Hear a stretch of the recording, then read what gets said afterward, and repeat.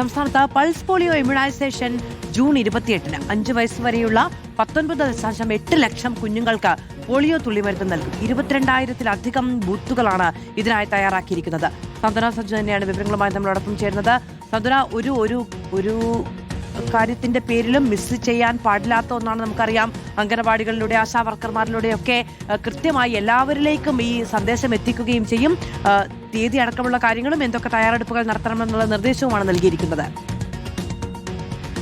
Polio virus മൂലമുണ്ടാകുന്ന ഗുരുതര ആരോഗ്യ പ്രശ്നങ്ങൾ ഒഴിവാക്കുക എന്ന ലക്ഷ്യത്തോടു കൂടി തന്നെയാണ് പോളിയോ വാക്സിനേഷൻ രാജ്യത്ത് നടത്തിവരുന്നത്. 2011 ശേഷം ആർക്കും തന്നെ രാജ്യത്ത് പോളിയോ രോഗം റിപ്പോർട്ട് ചെയ്തിട്ടില്ല. പക്ഷേ എങ്കിലും പൂർണ്ണമായി തന്നെ പോളിയോയെ നിർമ്മാർജ്ജനം ചെയ്യുക എന്നുള്ള ലക്ഷ്യത്തോടെയാണ് എല്ലാ വർഷവും ഇത്തരത്തിൽ പോളിയോ വാക്സിനേഷൻ ദിനം നടപ്പാക്കുന്നത്, കുഞ്ഞുങ്ങൾക്ക് വാക്സിനേഷൻ നൽകുകയും ചെയ്യുന്നത്. ഈ വർഷം സംസ്ഥാനത്ത് ഈ മാസം 28-ാം തീയതി, അതായത് വരുന്ന ഞായറാഴ്ച കുഞ്ഞുങ്ങൾക്ക് വാക്സിനേഷൻ നൽകും എന്നുള്ള കാര്യമാണ് ഇപ്പോൾ ആരോഗ്യവകുപ്പ് അറിയിച്ചിരിക്കുന്നത്. 19,80,224 കുഞ്ഞുങ്ങൾക്ക്, ഇത് 5 വയസ്സിന് താഴെ വരുന്ന കുഞ്ഞുങ്ങളാണ്. ഇത്രയും കുഞ്ഞുങ്ങൾക്ക് വാക്സിനേഷൻ നൽകും എന്നുള്ള കാര്യമാണ് ആരോഗ്യവകുപ്പ് വ്യക്തമാക്കിയിരിക്കുന്നത്. 28-ാം തീയതി രാവിലെ 8 മണിക്ക് ഇതിന്റെ സംസ്ഥാനതല ഉദ്ഘാടനം തിരുവനന്തപുരം തൈക്കാട് അമ്മയും കുഞ്ഞും ആശുപത്രിയിൽ ആരോഗ്യമന്ത്രി കെ മുരളീധരൻ നിർവഹിക്കുമെന്നുള്ള കാര്യം കൂടി ഇപ്പോൾ ആരോഗ്യവകുപ്പ് വ്യക്തമാക്കിയിട്ടുണ്ട്. ഇതിനുവേണ്ടിയുള്ള എല്ലാ സജ്ജീകരണങ്ങളും ഇതിനോടകം തന്നെ ഒരുക്കിയിട്ടുണ്ട്. ഏതാണ്ട് 46,000-ലധികം വരുന്ന വോളണ്ടിയർമാരെ ഇതിനായി സജ്ജീകരിച്ചിട്ടുണ്ട്. അതുപോലെ തന്നെ